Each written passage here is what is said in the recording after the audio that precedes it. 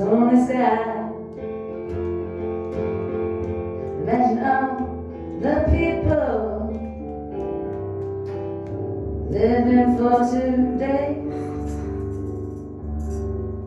Imagine there's no countries. There's not to kill or die for. No religion too. Imagine all the people sharing all the world. You may say I'm a dreamer, but I'm not the only one. I hope someday you will join us, and the world will live as one.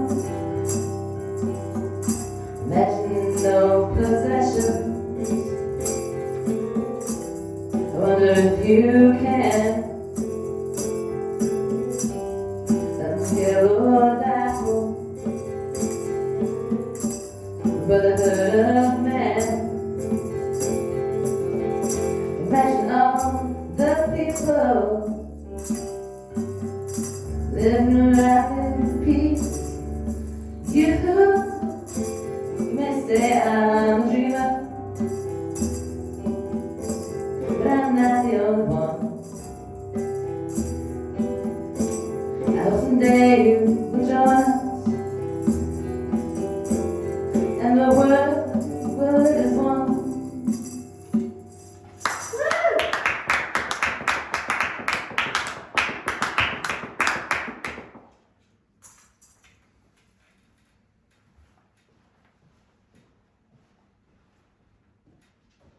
Good morning, APATH. In case you don't know, I am Pastor Jan, and I am so grateful and honored by your presence today. We all are. So thank you for joining us, both in person and online while we're streaming live, I hope.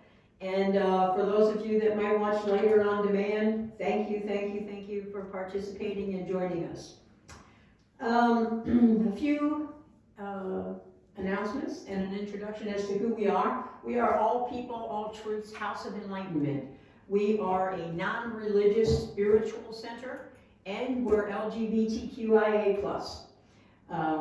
We are obviously the A in LGBTQIA stands for our allies, so we're not only comprised of our queer community, but also our supporting allies, who I don't know what we would do without them, without our allies in the world. I don't know what any of our fate would be. So thank you to our allies as well as everyone else for joining us. So we have a global vision. We are a spiritual center, and we teach how to be the best version of yourself, universal law, levels of consciousness, how, tools to become the best version of yourself. And we hope that everybody is on their own path to enlightenment, and we realize that there are many paths. We are just one of the many. We do not preach any religions. We go out of our way to stay away from using that language and saying anything about the religions. However, sometimes we do make a comparison and use some of those words just as a matter of reference so that you'll know what we're talking about. We try not to do that very often, though. Our music is comprised of popular songs, and we also do a drum circle at the end, so please stay with us for that. We do a sound bath after our invocation to send good, loving, healing energy and peace to all the people that we mention in our invocation.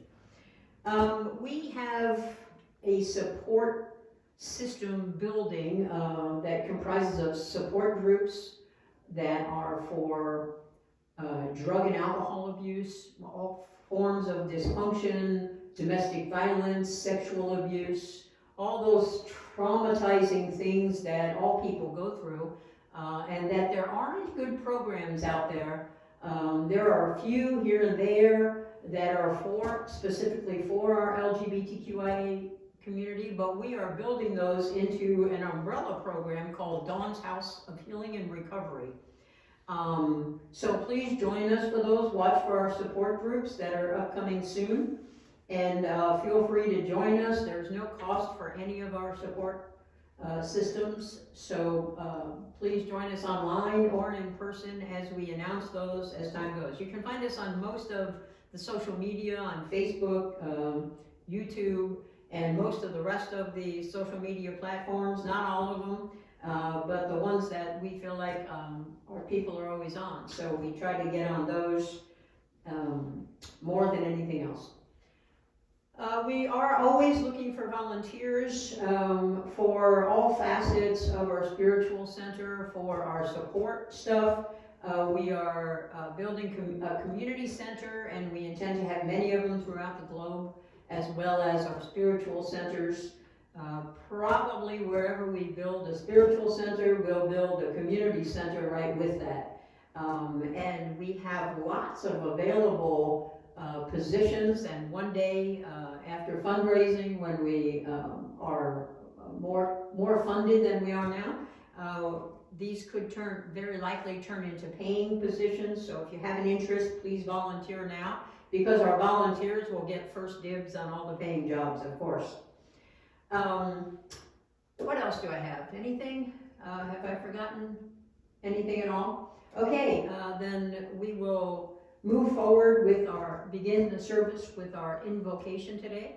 And what our invocation is to us is that first we call out the names or circumstance of our friends, relatives, and loved ones, people we know around the world that we actually have had a physical connection with. Or an online connection, whatever that connection is. We know their name and we chat with them or talk with them and we have a relationship with them. Then feel free to message it over on Facebook to us if you're online today, and if you're in person, you can just call it out. And then we'll move to the candle lighting table, and we'll light candles pretty much for everything. And at the end of all the candle lighting, then we will all join together in a sound bath led by our music director, Ree. So please join with us, pick up an instrument. You'll see them scattered throughout our sanctuary, and pick one up and just follow the lead and do your own thing, and it'll all come together beautifully, just like the drum circle will at the end. So make sure that you participate in both. It's important to send that love and healing and peace energy to exactly where we want to send it. So I'll begin. So as an example, please join me in sending love and healing to my daughters, Dawn and Julie, and to my grandchildren and great-grandchildren, and my brother and his wife and children and their children, and my cousins and their children and their children, and all of my ancestors that have crossed over. Please wrap them all in love and healing, as well as my friends around the globe, and particularly my friends Diane Holcomb, Teresa West, and Diane Walcott, who all have health issues and are our pastors. And to my friends that have lost their adult children, Vicky and Jeannie and another Vicky and Diane Walcott and Marty Clardy. I know there's a long list of them, sadly, but please wrap them all in love and healing. Send that with us. At the end, when we do our sound bath, please keep their names in mind so that we can send everyone that love and healing energy. Now, if you'll all begin in turn and call out either a name or a circumstance of people that you know. My kids and grandkids. Donna's kids and grandkids. Jada, Noah, and Nico. Jada, Noah, and Nico. My sister Dee Dee and my brother Darrow with their health issues. Dee Dee and Darrow with their health issues. Let's see. Gabby, Rena, Braden, and Emily. For Gabby, Rena, Braden, and Emily. And let's not forget Ree's neighbors and Danny. Of course. Is that it? Okay, and let's also include the families and friends and acquaintances of everybody here in person today and everybody out there online, all the people that have crossed over, all the ancestors, and all the people living, and wrap them all in love and healing. Pastor Donna, if you'll come up and help me with the candle lighting, that would be amazing, and I would be eternally grateful. And we'll start with the green candles, one for love, and one for healing. And then we'll light the candles for our LGBTQIA plus community. We'll start with our lesbian sisters and our gay brothers and our bisexual siblings and our transgender siblings and our queer and questioning siblings and our asexual, or I'm sorry, intersex and intersectionality siblings, and our angel allies.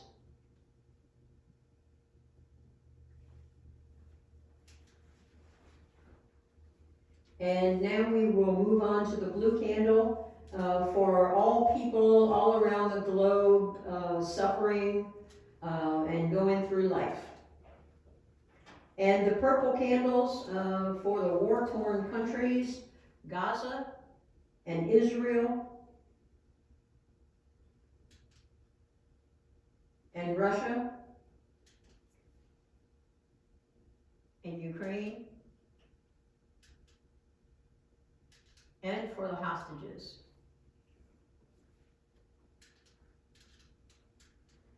And our big tan and white candle for world peace.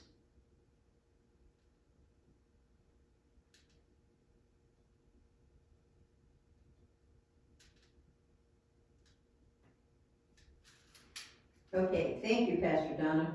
That is much appreciated. And now let us join in our sound bath with our music director, Ree.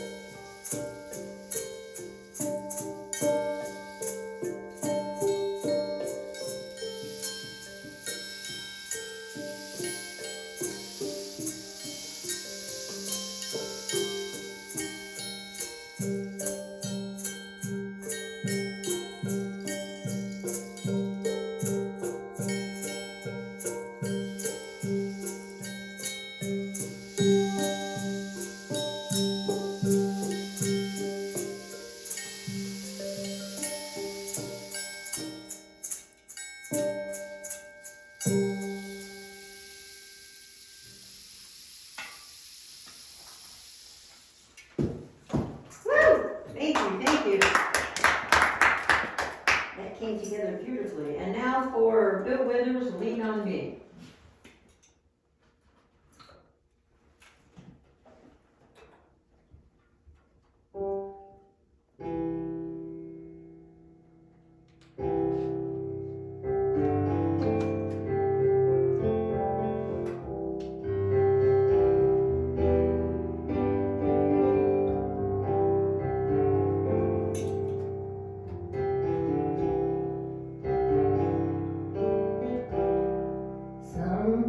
Sometimes in our lives, we are happy, we are sorrowful, but if we are wise, we know that there is always tomorrow. Lean on me when you're not strong, I'll be your friend. I help you carry on. Oh, it won't be long till I'm gonna need somebody to lean on. Please swallow your pride. If I have things you need to borrow, for no one can fill those of your needs that you won't let show. Just call on me, brother, when you need a hand. We all need somebody to lean on. Just might have a problem that you'll understand. We all need somebody to lean on. Lean on me when you're not strong, I'll be your friend. I help you carry on. Oh, it won't be long till I'm gonna need somebody to lean on. So just call on me, brother, when you need a hand. We all need somebody to lean on. I just might have a problem that you'll understand. We all need somebody to lean on. Lean on me. If there is a love you have to bear that you can't carry, I'm right up the road, I'll share your load. If you just call me, call me, call me, call me. Thank you.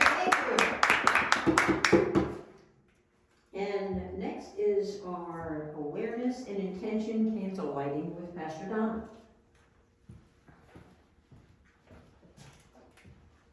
Hello, everyone. I'd like to take a moment and set our awareness and intention for truth.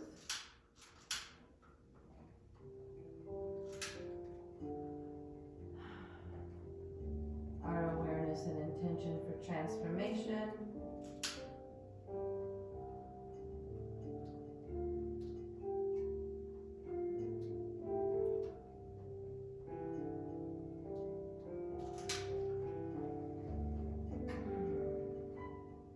And our awareness and intention for transparency.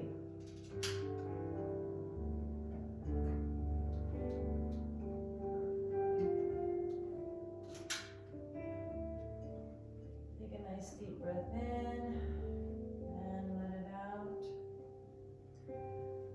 And now I would like to acknowledge each of the chakras. The root chakra is for grounding and connectivity to all living beings.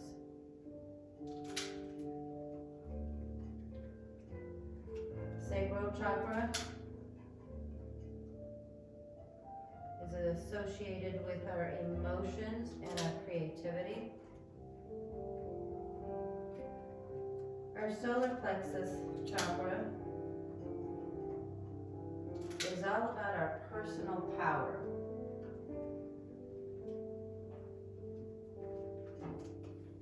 Our heart chakra, unconditional love and connection to all beings. Our throat chakra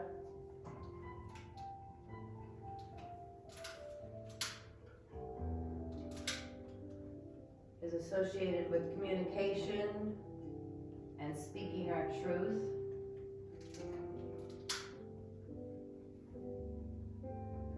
Our third eye chakra is all about our intention and listening to our guidance and seeing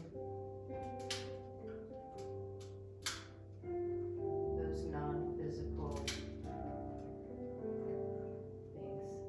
And our crown chakra is our chakra that is connected to our higher power and the energy of the divine, and it is what guides us. So that's our chakras. Thank you.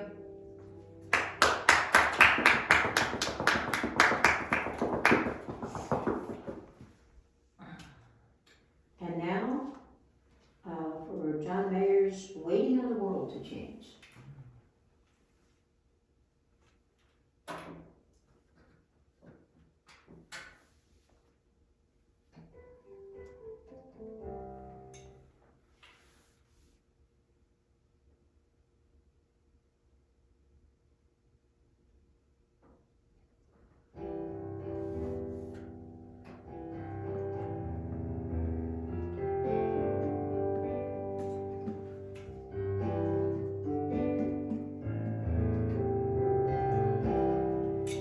Being all my friends.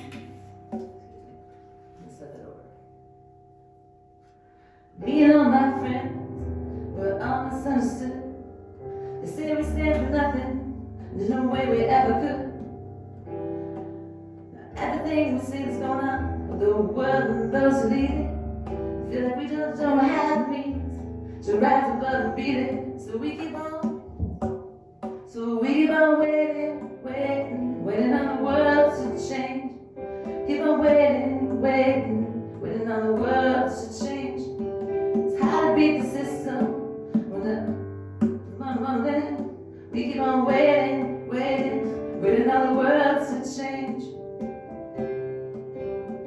Now if we had the power to bring our neighbors home from war, we would not never miss Christmas and more ribbons on the door. If we trust in the television, and that's what we get. Was when they own all the information, all they can bend it, all they want.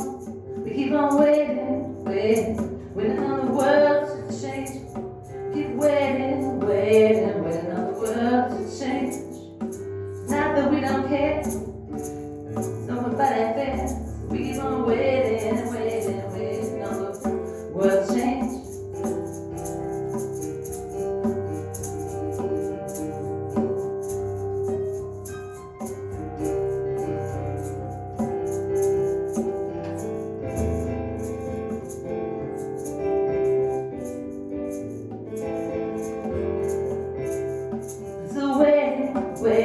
Waiting on the world to change. Keep waiting on the world to change. One day when our generation is gonna rule the population, we keep on waiting on the world to change. So we keep on waiting on the world to change. We keep on waiting on the world to change.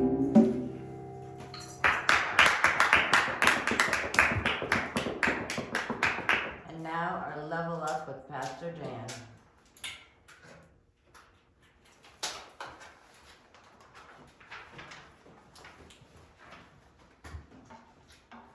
So this is the time in our service where I impart wisdom upon you to help you be the best version of yourself. So let's hope I'm just full of oozing with wisdom today. We talked last week about doing a meditation that can be life-altering. It can change your health, your well-being. It can help you be the best version of yourself and will make those changes in your life if you allow it to. So we've been going through step by step what you must do. And of course, as you already know, you first start with the induction. Now, the induction is that meditation that we did a few weeks ago where you recognize the space between your eyes and around your ears and around your head, in your armpits, between your fingers, between your toes, between your ankles, and all over your body. So you're just gonna spend about 15-20 minutes and recognize each of those areas of space that surround your entire body. And this is to focus your energy on your body so that you become completely aware of where your body is, its body parts, and the energy surrounding it that supports it 100% of the time, whether you're aware of it or not. So I would like you for this next week to do this induction meditation every day. I strongly suggest you do it in the morning after you wake up, or you can do it before you go to bed at night, or you can do it anytime during the day. But it's going to be important. Next week, you'll be doing the week 2 meditation. So this is what we're going to call week 1 meditation. So we begin now to go through the steps of what you need to do for the week 2 meditation, and we won't complete all of that today. We'll complete it next week, and then so this week you're going to do the induction meditation, and then the following week you'll be doing the second process, week 2 meditation. And then we'll move on to the week 3. And when we get all done, you'll marry all of these parts in your meditation every day. And this is how you will initiate change in your life, the things that are hard to change. And let's talk about a little bit about those things. For example, some of us have lived a life of being fearful. We might be fearful of anything. In our community of LGBTQIA plus people, we're often fearful about being exposed and people knowing us for the queers that we are. We've grown up knowing that it's something we're supposed to hide. Especially those of us that are older. Younger people seem to be coming out by the droves. In fact, I just read a new survey the other day, a week or so ago, that said that 30% of Zoomers, who are the youngest age group on our planet, 30% are apparently out and about and admitting that they're LGBTQIA+. So as compared to boomers like me, there's usually under 6% of people that will participate in this survey and admit that they are part of the LGBTQIA+ community. So there's a big difference between what has happened on planet Earth and what is happening today, and that trend is people are becoming true to themselves and being who they are, and not caring about that exposure. They feel supported enough that they can be who they are, and this is particularly happening in junior high and high school, and certainly in college. People are coming out and their friends are accepting. They're the same age group. So they have much more acceptance today than, say, I had as a child. So I think those of us that are in our community usually have some signs early in life where we know we're different than the rest of the world. Some people just shove it under that rug, that proverbial rug, and try to go ahead and be that straight person that, the world teaches them that that's what they're supposed to be. So they go through life in the closet, or not even being who they are, trying to pretend that they're heterosexual. And that happens often, and you'll see a lot of people come out late in life, in their 30s, 40s, 50s, 60s, 70s, and then all of a sudden they're announcing to the world, or at least to their close relationships, that they're part of our community. I personally know a lot of people that have come out in the late stages of their life, 50 plus. And it's not an unusual thing. And this is because it is driven into us that it's a sin. We're damned to hell. We're gonna, in some countries they just, imprison you or kill you because you're part of our community. Fortunately, that doesn't happen the government doesn't do that in our country, but there are lots of gay bashings, queer murders. This does take place not as part of the government, but as part of our society that doesn't agree with who we are and tries to scrunch us down so we don't exist. And sometimes when that doesn't work, they resort to violence and cause great bodily harm or death to the person they're trying to squash out of existence. So it makes perfect sense that our community has grown up with these fears of being exposed, of being out and about and just being your authentic self, being able to be who you are. There are a lot of other things, and we'll get to those in a moment, but let's talk about our queerness first. So when we can't come out and we have to suppress what's inside us, who's inside us, it teaches us that the things that society doesn't agree with, that we're not supposed to be that. We're supposed to be this perfect person that has this perfect vision of who we're going to be, and we grow up and we're the doctor, the lawyer, the Indian chief, we have the house and the white picket fence, and a standardized life that was just like our parents and their parents and their parents and their parents. And it just goes on and on and on and on and on, because literally our society tells us that we're not allowed to be who we are. Fortunately, that's beginning to change. Hence, the reason why Zoomers are coming out 5 times as many as the Boomers. It makes perfect sense that things are getting a little looser in this country, and they're feeling more accepted and able to come out and be who they are.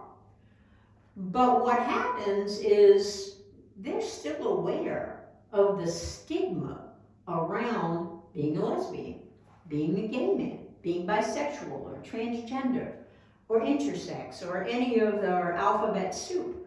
Wherever we feel like we fit in, we have an understanding that's kind of built in from our parents, our neighbors, our teachers, our college professors.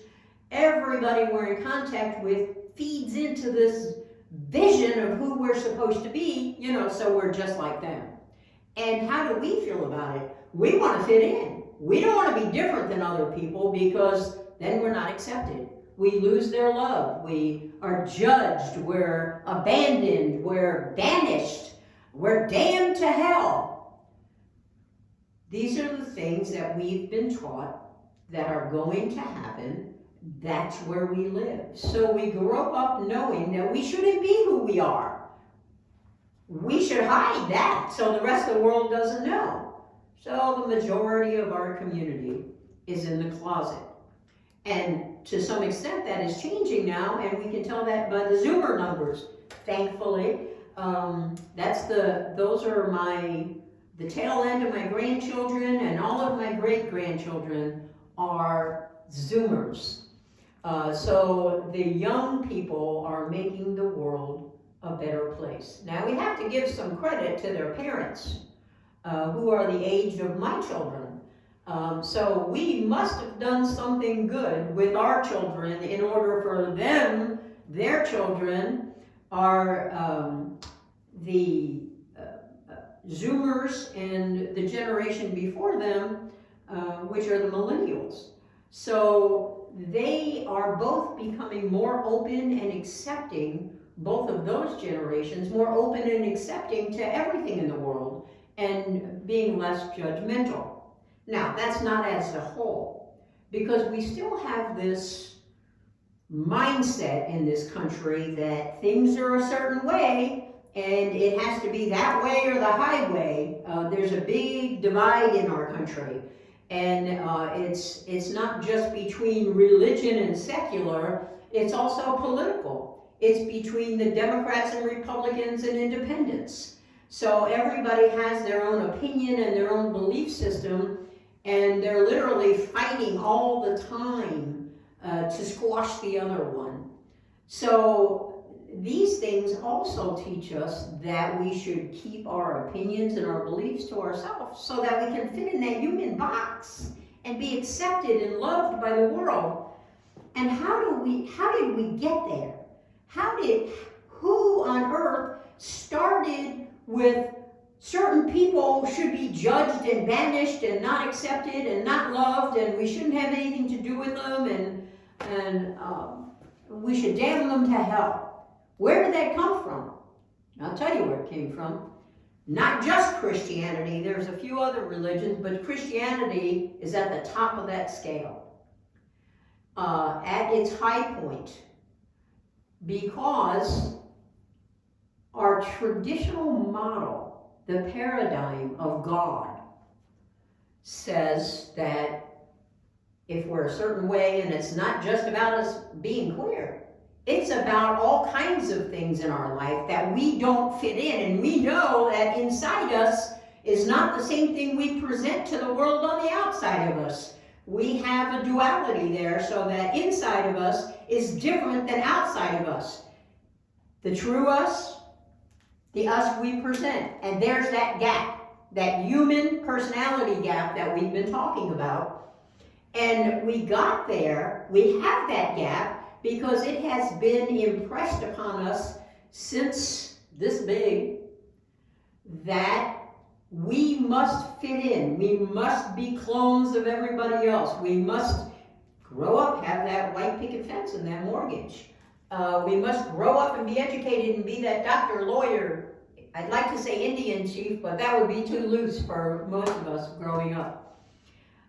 So we have this huge gap, this dual gap of who we are. The real us rarely gets shown to anyone, and then the us that we present to the rest of the world. And how did that get there? How did people just all of a sudden start thinking that they're the judges of us? Not just us in our queer community, but all kinds of people, for whatever you think. You don't want to be a doctor, a lawyer, an engineer, something that, your family has encouraged you to do. What do you mean you want to be a ballerina or a pianist or anything? A carpenter. Those are not acceptable things in the standard model. And why is this? It's the Bible and several other religious doctrines that teach us about fear, I'm not stuttering, and more fear. It's more and more and more fear when you read these doctrines, and trust me, I have. When you read them, you'll find that you're supposed to be fearful of everything, because what do you get if you don't fit in and not be a sinner? You get banished from everything. Humans don't want anything to do with you. You can't go to this church. You can't go to that church.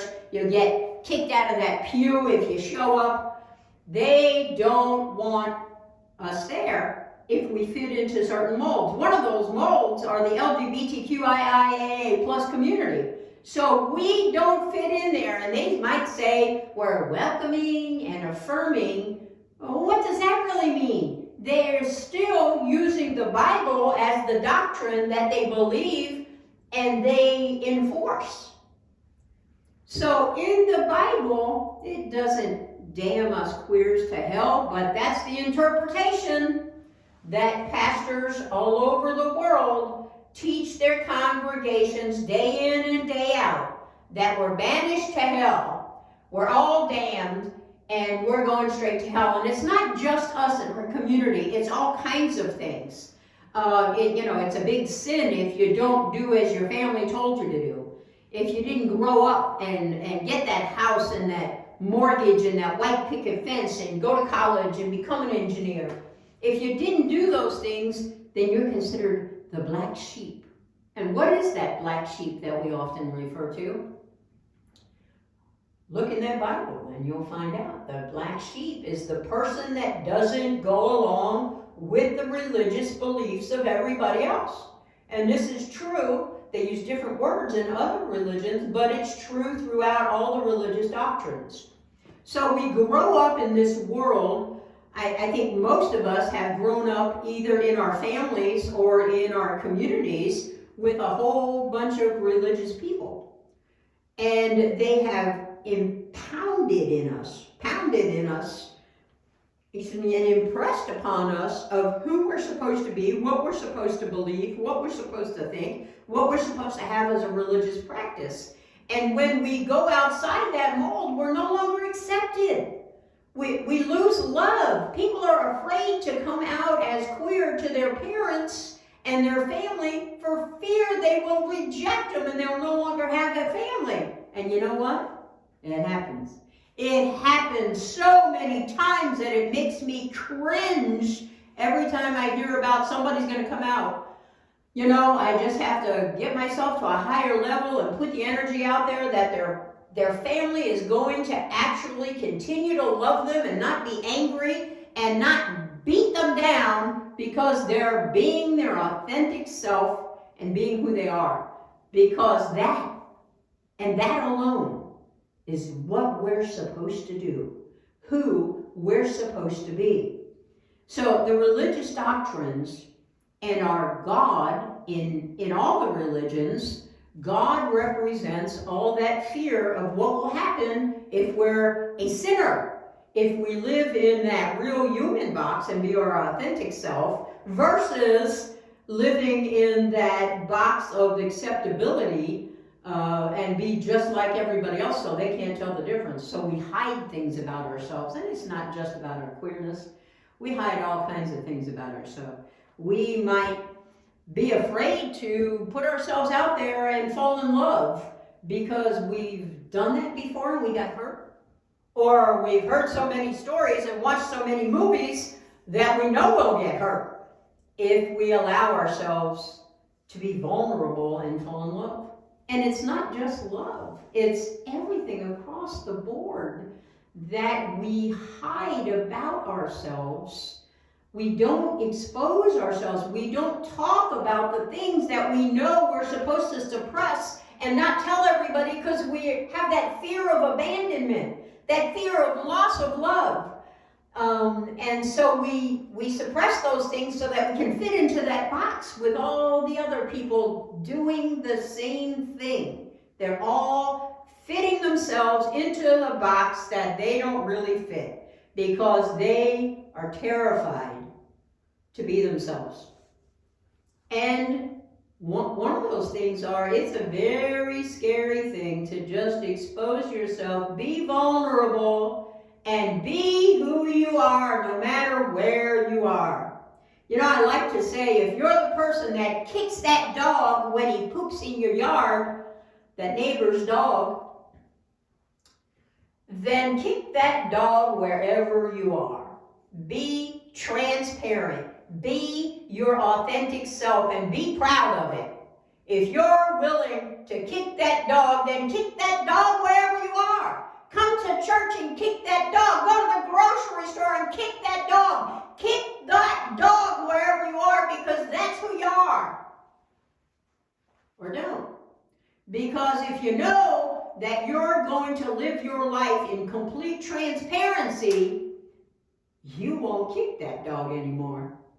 Because you don't want to have to kick that dog in public and people know that you're a dog kicker. And I'm using a terrible example here, but I could use lots worse ones.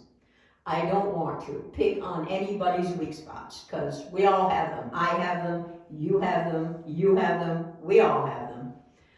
So, transparency is the same as being your true, authentic self.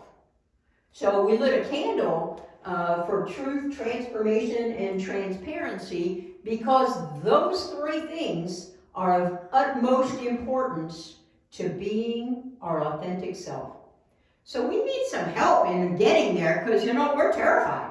We're terrified of coming out to people, not just about who we are in terms of our, being a queer, but who we are in being afraid, who we are in pondering the questions of the world. Who is God? Where is God?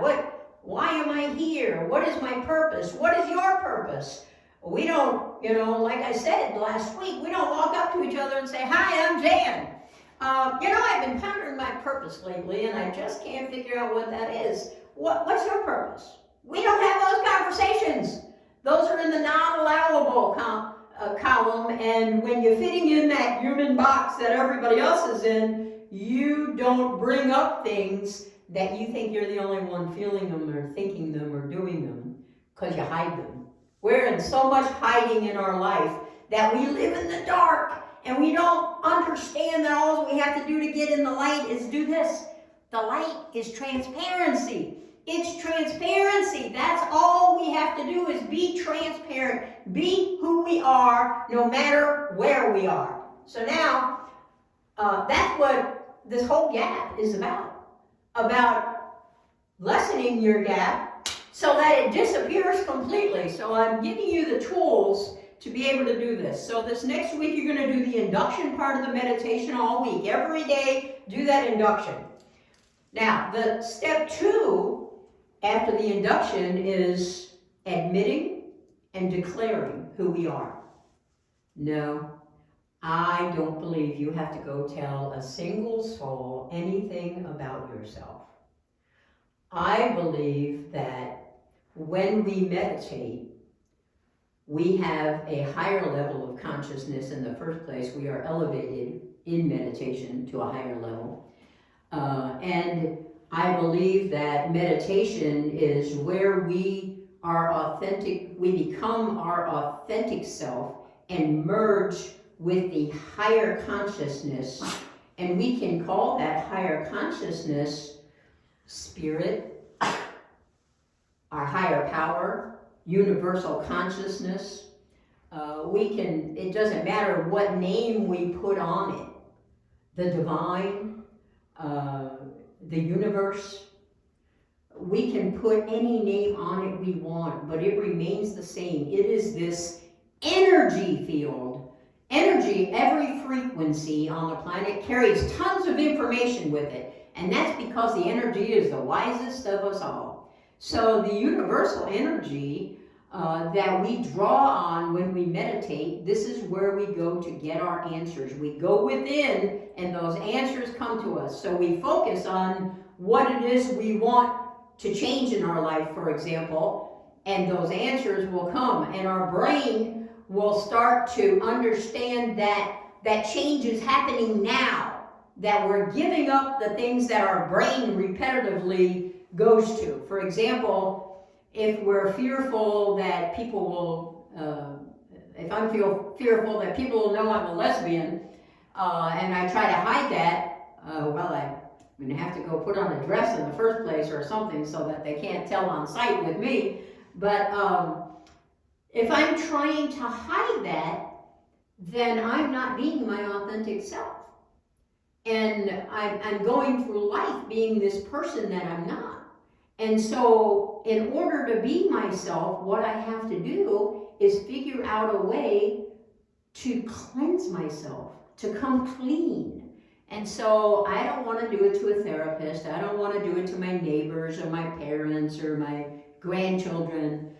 I want to do it in the privacy of my own room with me and me there and the universal consciousness. I am telling you today that who you have to come clean to is not another flawed human like us.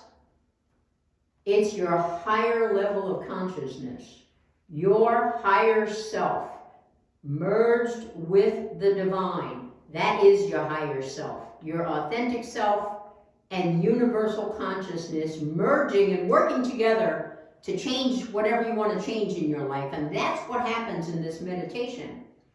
So we first want to admit what it is, who we've been, what we've been hiding. So we might want to say, I've gone through life fearful of getting out of the closet and being who I am because I'm afraid I'm going to be rejected and unloved and I'm going to lose my family and my friends, and so I pretend that I'm this straight person that I'm not. Yeah, so you're going to tell that literally to yourself. You're going to think it. You're going to share that with the universal consciousness. You're going to tell all to it. You're going to say, I'm fearful. I can't get in a relationship because I'm fearful I'm going to get hurt. So I go through life terrified of getting close to somebody that might be my partner, that I might fall madly in love with and live happily ever after, but I don't want to risk that because I'm afraid of getting hurt. You might say, yeah, I am the crankiest person on the planet whenever such and such happens that triggers me, and then the anger squirts out of me. I have been angry my whole entire life. I'm not even sure why. I think I know why. Things happen, way back when, and I carry them around, and I'm still carrying them around, and they squirt out of me from time to time, and I get angry and lash out at people for no apparent reason. And I know it's that anger that's built up inside me over the years of my life. So what you want to do is come clean. You want to stay in the privacy of your own room where only you are, with your higher power, your higher level of consciousness, your spirit, whatever you want to call it, your higher self is what I call it. You want to come clean and admit everything. Everything. Build a relationship with that higher level of consciousness. Tell them all, come clean. It's so freeing. You will love this. You'll hate it when you start doing it. Your body will fight against you. You'll have to scratch. You'll have to get up and shake your legs because your legs fell asleep, and your arms, or your body will do all kinds of things to keep you from admitting these things. And admitting them quietly with your mind is not really the hard part. That's just to get you started. The harder part is declaring them. Now you got to do it out loud. But again, it's only you in the room. You could go over to the state park and sit under a tree where there's nobody around and no one can hear you. Or in the privacy of your own bedroom when nobody's home but you. Find a quiet spot where it's just you. Admit and then declare it. And what is the difference there? Admitting, you're doing it in your mind. You're admitting it to your higher self. Everything that's true about you that you hide. From the whole world you hide it. And, so you can fit in. So you admit it all consciously in your mind without uttering a word. And when you get it all out there, then the next step is to declare it. And what is the difference between admitting and declaring? Admitting is in your mind. You say it in your mind quietly. You don't utter a word. And declaring is saying it out loud. So why on earth would you say it out loud when there's nobody around to hear it but you? There is somebody, something. That universal consciousness is hearing it. Your higher self is hearing it. And what we want is your authentic self to merge with that universal consciousness so that it becomes your higher self. You want to have that relationship so you're now seamless instead of like this. You don't quite fit. You don't have your higher self regularly all day long every day because of this. So admitting and then declaring. And what you're going to do is you're going to admit it all quietly in your mind, and then you're going to declare it out loud. And it's just you. You're not telling your parents. You're not telling your neighbors. You're not telling your kids, your grandkids, your teachers, your college professors, your cousins. You're not telling other flawed humans. It serves no useful purpose. You're just going to admit and declare to yourself who you have been hiding. All of the things. Whatever it is. Declare it after you admit it. Again, your body and your egoic mind will fight with you. You'll say, I'll do it later. oh, well, my leg's asleep, I gotta get up and, oh, I'm hungry, oh, I've gotta go to the bathroom, I need a drink of water. All these things will happen when you're trying to admit and declare, because your egoic mind and your body will do their level-headed best to distract you and keep you from doing it. Because what does your egoic mind not want you to do? Shut it up. It wants to continue to live and tell you everything you ever did wrong in your whole life and everything you should do so you can fit into that box that everybody else is in. That's what that egoic mind is for. That's what it does all day long. It beats us down if we let it.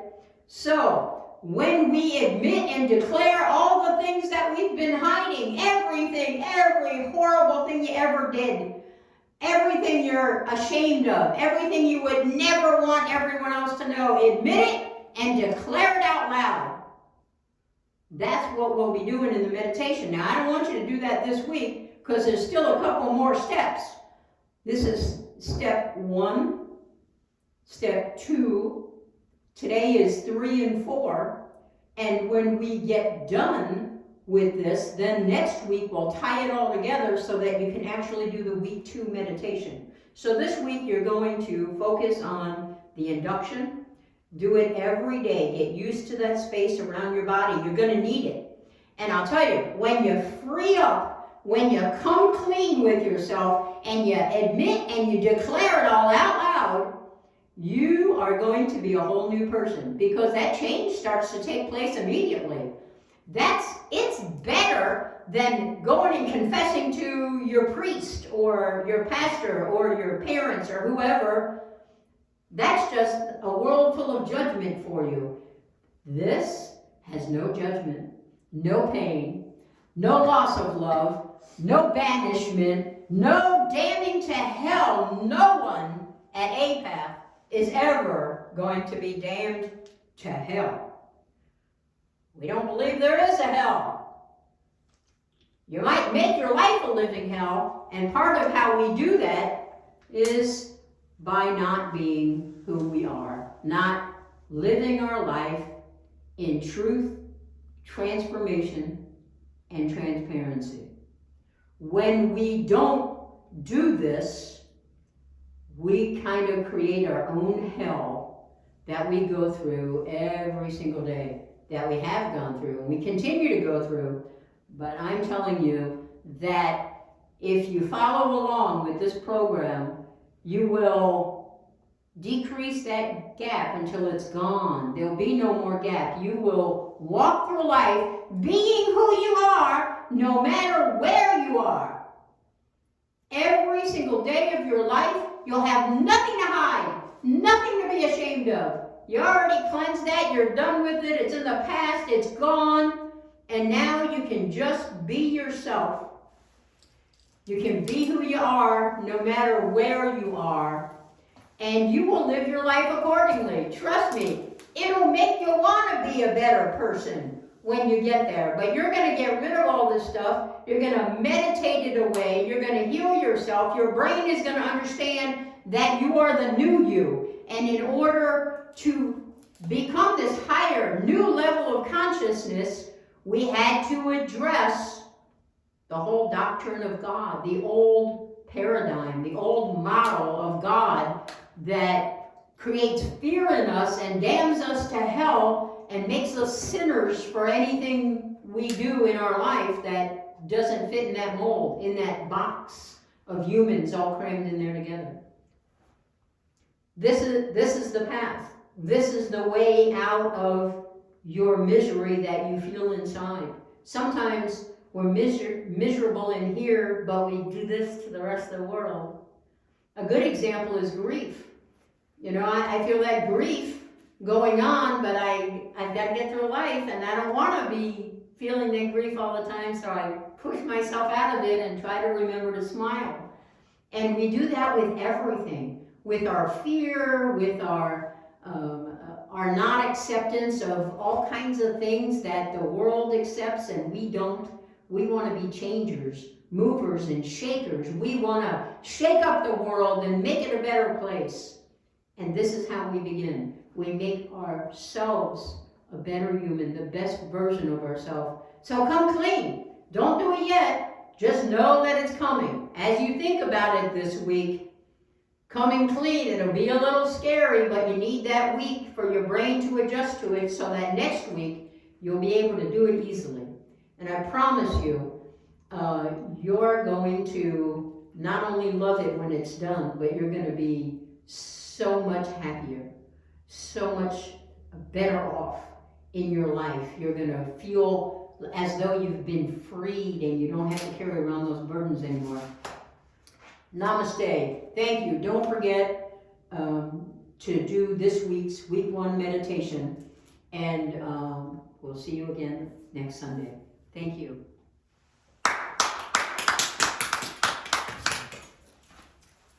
And now, inward Chinese translation.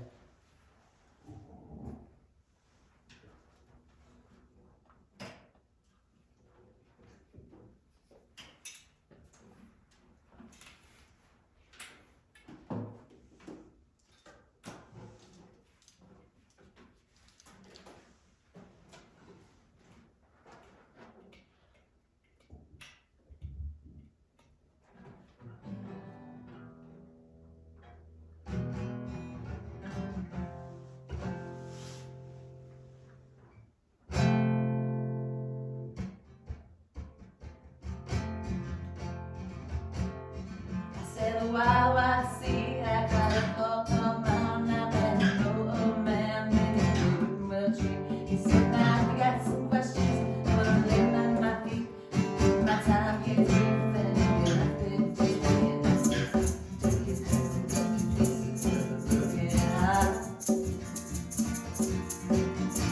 How can a man like me remain alive?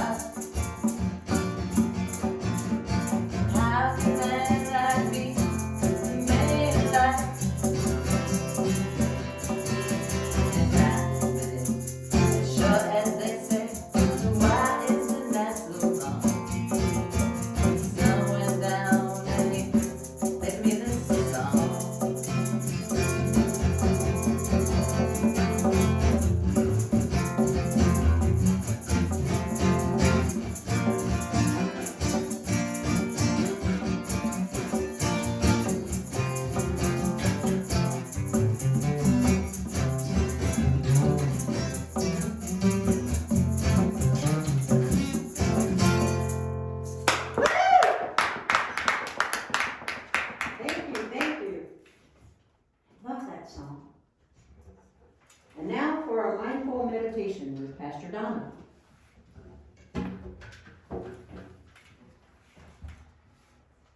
Okay, can I have everyone sit up straight in their chairs, shoulders back, feet grounded, close your eyes. Take a nice deep breath in and let it go. Take a nice deep breath in and let it go. We're going to inhale for 4, hold, and exhale for 4. Inhale, 1.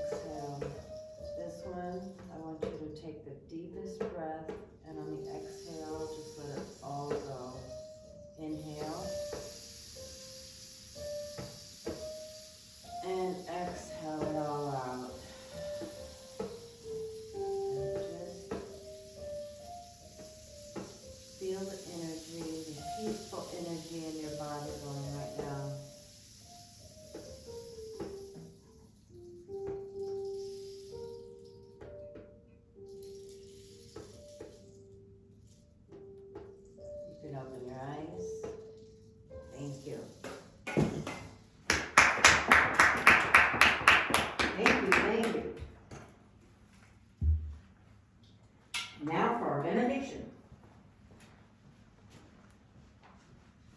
Will everyone please rise and repeat after me. Peace to my brothers. Peace to my brothers. Peace to my sisters. Peace to my sisters. Peace to my siblings. Peace to my siblings. Peace to the whole world. Peace to the whole world. And peace to me. And peace to me. Thank you. Namaste. Please go in peace and manifest what you will. Do stay after. Immediately, we will begin our drum circle right now.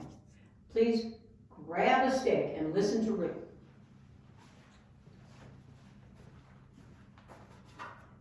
Just as a little introduction of what we can do at home, or if you haven't drummed before and you're just wondering what you can do, you can drum anywhere on your body, on the counter, on a chair next to you, whatever you can find. If you say it, you can play it though. So we have like basic rhythms that we can play. The first one is going to be a 2-beat rhythm. It's the heartbeat, and it's going to go like. Then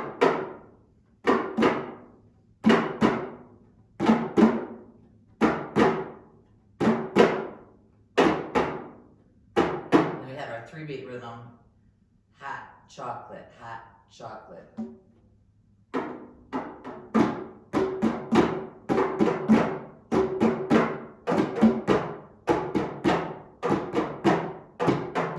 we have a 4-beat rhythm, mashed potatoes, mashed potatoes.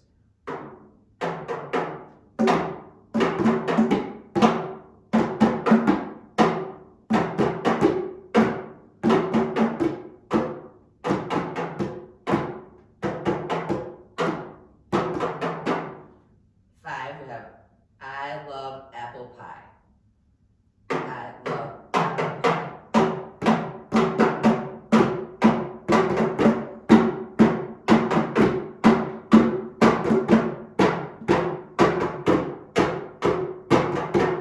Six, we're gonna have I love to play my drum. I love to play my drum. I love to play my drum. I love to play my drum.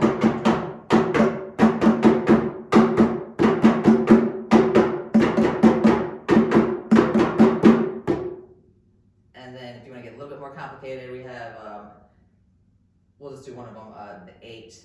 It's going to be chocolate milk and potato chips. And end with both hands on the drum or the counter or whatever. Let's give that a try. Chocolate milk and potato chips. Chocolate milk and potato chips. So when we do a drum circle here, having a hard time deciding what to do with one of those simple beats is just something that you can do along with it. Start simple. Thank you. Okay, let us drum.